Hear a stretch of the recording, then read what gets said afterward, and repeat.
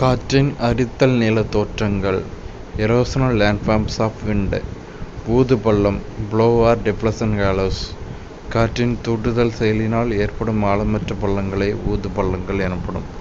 So ஊதுபள்ளம்னா என்னென்னா இன்னும் இருக்கல இந்த பள்ளம் தான். இந்த ஒரு பள்ளம் காற்றின் அரித்தல் செயலினால் ஏற்படும் ஆழமற்ற பள்ளங்களே இந்த ஆழம் இருக்குது, அது கொஞ்சமாக தண்ணி கிடக்கும், இதுதான் ஊதுபள்ளம் அப்படின்னு அழைக்கிறோம். அடுத்து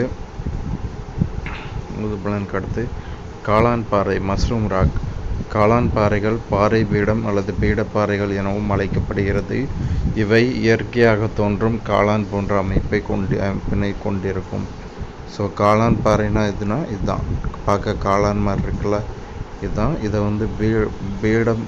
பீடப்பாறை அப்படின்னு பாறை பீடம் அல்லது பீடப்பாறை அப்படின்னு சொல்கிறோம். அடுத்து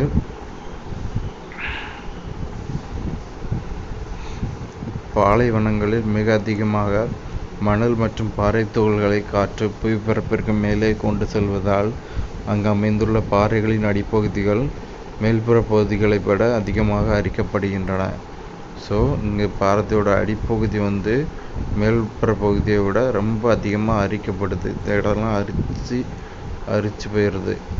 சரியா? இதன் விளைவாக பாறை தூண்கள் அடிப்பகுதியில் அதிகம் அரிக்கப்பட்டும் மேல் பகுதி பறந்தும் காளான் போன்ற அமைப்பினை பெற்றிருக்கின்றன. அடிப்பகுதியெல்லாம் அரிக்கப்பட்டும் மேல் பகுதி பறந்தும் காளான் மாதிரி இருக்குது.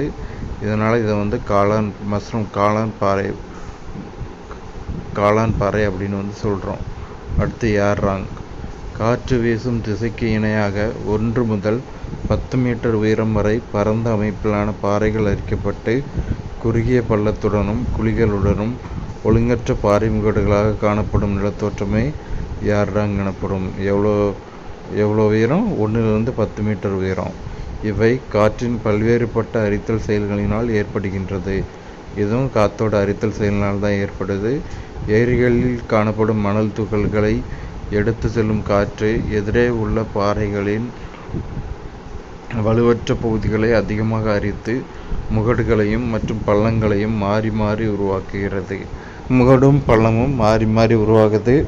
மிகப்பெரிய அளவிலான ஏர்ராங்குகள் எகிப்தில் அஸ்வான் ஏரியின் வடக்கு பகுதிகளில் உள்ள கோம்ஓம்போ என்ற இடத்தில் காணப்படுகிறது. ஸோ ஏர்ராங்னா என்னென்னு ஒரு நிமிஷம் நம்ம இமேஜ் கூகுளில் பார்த்துருவோம்.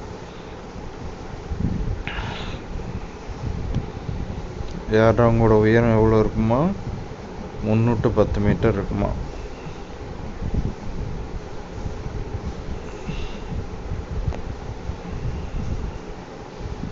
இன்னும் இருக்குல்ல, இதுதான் ஏர்ராங், பார்த்துக்கோங்க. இதுதான் ஒரு ஏர்ராங். இதோட உயரம் எவ்வளோ இருக்கும்? 1 to 10 மீட்டர் இருக்கும்.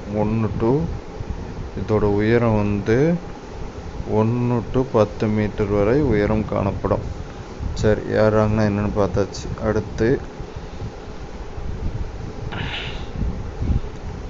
அடுத்து சியூகன் லோட் ஆகுது. இப்போ வந்துடும். சியூகன்னா என்னென்னு பார்க்கணும். இதை பாஸ் பண்ணி வைக்கிறேன்.